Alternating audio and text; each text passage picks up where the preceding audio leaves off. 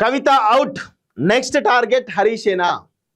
కవిత out, next target హరీషేనా? 100% Harish రావును బయటకు వెళ్ళడానికే ఈ ప్రయత్నం జరుగుతూ ఉంది. ఇంకొక విషయం గుర్తుపెట్టుకోండి, మొన్న అసెంబ్లీలో ఎందుకు హరీష్ రావు బలంగా వాదిస్తాడు కదా, బలంగా ఈ కృష్ణా జలాలు కానీ గోదావరి జలాల విషయంలో చరిత్ర మొత్తం తీసి ముందు పెడతాడు కదా, ఆయన ఎందుకు బీఆర్ఎస్ పార్టీ వాకౌట్ చేసింది ఆ రోజు?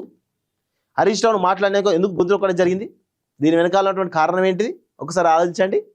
చాలా పెద్ద కుట్ర దాగి ఉంది.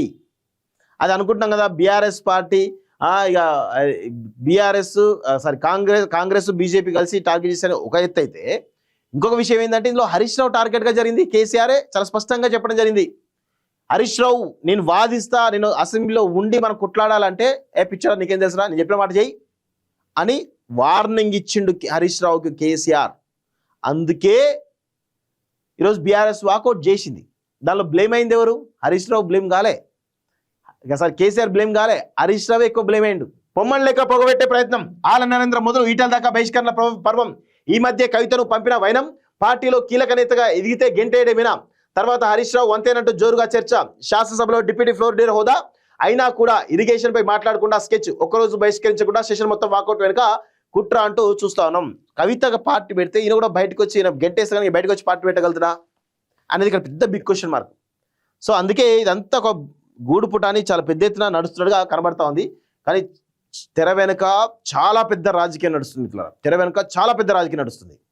అది తెలిస్తే ఒక్కొక్కటి అసలు ఇంత ఘోరంగా ఉంటుంది రాజకీయం, అంత దారుణంగా ఉన్నది. సో అనూహ్య పరిణామాల మధ్య ఎమ్మెల్సీ కవితను గులాబీ పార్టీ బయటకు పంపింది.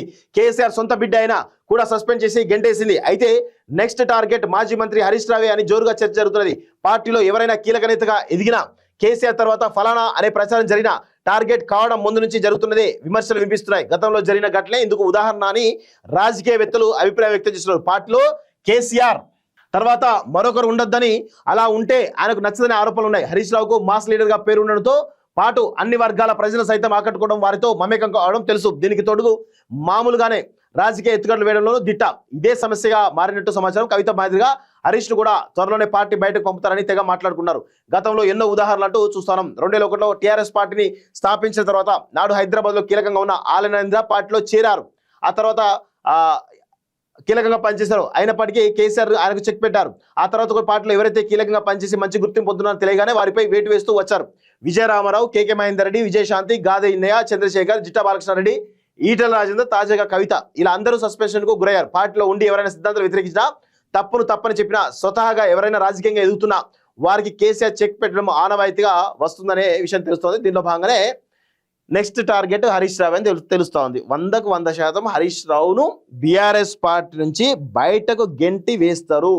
అందులో రాసి పెట్టుకొని అనుమానమే లేదు. ఆయన బయటికి గెంటి వేస్తారు, బయటకు వచ్చి ఆయన ఒంటరి కాక తప్పదనేది చాలా స్పష్టంగా అర్థమవుతుంది.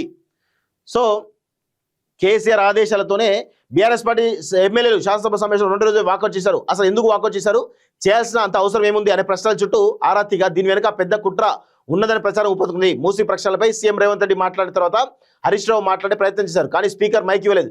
ఇవ్వాలని డిమాండ్ చేస్తున్న తరుణంలోనే మాజీ మంత్రి జగదీష్ రెడ్డి వచ్చి బయటకు వెళ్ళిపోదాం పదా అని తీసుకుని వెళ్ళినట్లు పార్టీ ఎమ్మెల్యేలోనే చర్చ జరుగుతుంది. హరీష్ రావుకు ఆలోచించుకునే సమయం కూడా ఇవ్వకుండానే తీసుకెళ్లారని, దీని వెనుక అసలు రహస్యం వేరే ఉన్నదని సమాచారం. కేసీఆర్ ఆదేశాలతోనే హరీష్ రావును సభలో ఉండకుండా తీసుకెళ్లారని ప్రచారం జరుగుతున్నది. ఒకవేళ మాట్లాడితే ఆయనకు క్రెడిట్ దక్కుతుందని, అలా చేస్తే కింగ్ మేకర్ అవుతారని, ప్రజల్లో సైతం మరింత ఇమేజ్ పెరుగుతుందని భావించి ఈ సభ నుంచి ఈ సెషన్ వాకౌట్ చేయించారని అనుకుంటారు. హరీష్ రావుకు చెక్ పెట్టిన ఉద్దేశంలో భాగంగానే అధిష్టానం నిర్ణయాలు తీసుకున్నారని బీఆర్ఎస్ నేతలు తెగ మాట్లాడుకున్నారు అని అర్థమవుతా ఉంది. సో 100% హరీష్ రావు తప్పక బీఆర్ఎస్ పార్టీ నుంచి బయటికి పోక తప్పదు. అది ఎక్కువ రోజులు కాదు, త్వరలోనే బయటకు అవకాశం అయితే చాలా స్పష్టంగా కనబడతా ఉంది.